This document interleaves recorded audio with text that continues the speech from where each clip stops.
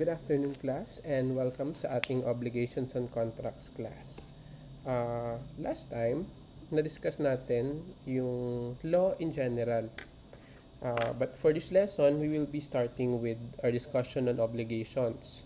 Now, for your reference, maglalagay tayo sa website ng copy ng civil code so that you will see yung exact na provisions ng law on obligations and contracts. So, for today, we will be discussing the concept of obligation in general. What is obligations? And ano-ano yung mga sources ng obligations? And what are the kinds of obligations? Now, the diagram that you are seeing now, it will be uploaded din sa website. So, I believe you can look it up before you watch, or siguro afterwards tignan nyo na rin. But basically it's here now, so i-discuss natin yan one by one. So the definition of obligations is written in article 1156 of the New Civil Code of the Philippines. It's called New Civil Code, but it's basically old. Luma na siya. So, according to Article 1156 of the New Civil Code, an obligation is a juridical necessity to give, to do, or not to do.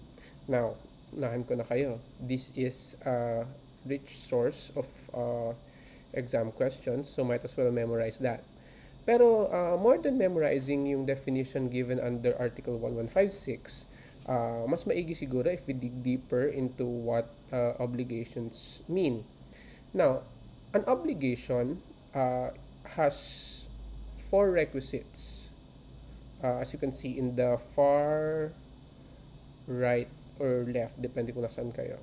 So, the four requisites of obligations are passive subject, active subject, object or prestation, and juridical tie. Now, these are jargons, but I'll try my best to discuss it the simplest way I can. The passive subject is the person bound to the fulfillment of an obligation. Now, in an obligation, there are always two parties, the passive subject and the active subject. Dalawang tao or entities yan. Now, si passive subject is the person bound to the fulfillment of the obligation. Or in short, if we put that in question form, who is required to fulfill the obligation? We will give examples later so that you will understand kung ano itong mga tinutukoy natin. But basically, passive subject is sino ba ang dapat mag-fulfill ng obligation niya in this case. Now, the active subject naman, on the contrary, is the person entitled to demand the fulfillment of the obligation. Now, kung yung kanina si passive subject, he or she is bound to fulfill yung obligation. Yung active subject naman natin, siya ang entitled na mag-demand ng obligation. O in short, who has the right to demand the fulfillment of the obligation? Sino ang recipient, kumbaga, nung i-fulfill ni passive subject? Object or prestation naman in the requisites is the subject matter of the obligation. Ngayon, don't be confused, since this is an object, this is not necessarily we are not talking here about a noun or a thing. We are talking here of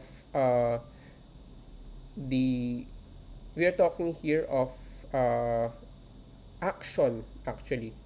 So, in the object or obligation part of the requisites, we ask the question, what is the action required of the passive subject? Ano ang dapat gawin ni passive subject? That is basically the question when we say object or prestation. And finally, juridical tie. When you say juridical tie, ano yung tie na nagbibigkis sa dalawang parties? What is the legal relationship between the two parties? Ano ang tie na nagko-connect sa kanila? Now, itong juridical tie, to answer this juridical tie, we refer to the sources of obligations, but we will deal with that later. Now, let's start with an example para maintindihan natin yung apat na elements ng obligation. Now, for example, I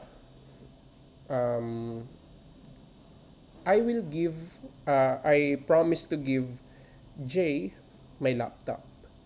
So again, the obligation is I promise to give J my laptop. Kailan, paano, saan, walang additional instructions. So in that case, my obligation there is to give the laptop to J, di ba? So who is the passive subject in that obligation? So the passive subject again, balikan natin, is the person bound to the fulfillment of the obligation. Sino ba ang obligado na i-fulfill yung obligation? In that case, it's me. So I am the passive subject in that obligation. Who is the active subject? Sabi nga kanina, ang active subject dyan ay kung sino ang entitled doon sa fulfillment ng obligation. Sino ba ang nararapat na makatanggap nung ibibigay kong laptop? It's J, correct? So that is the active subject. Now, bakit active subject si J? Because, again, siya yung pwedeng mag-demand ng obligation. Active siya in a sense na siya kasi yung gagalaw para to compel me to give yung promise ko sa kanya na laptop. That's what an active subject is. So, object or prestation, ano yung subject matter ng obligation? Now, again, we're referring to action, not the thing. Ano? So, in this case, the object or prestation of the obligation is to give the laptop. To give. Hindi yung laptop but to give the laptop. Yung action of giving the laptop, yun ang obligation. Ayun yung object or prestation rather. And finally, juridical tie. Now, what is the basis or ano yung legal relationship namin when it comes to yung promise ko to give the laptop?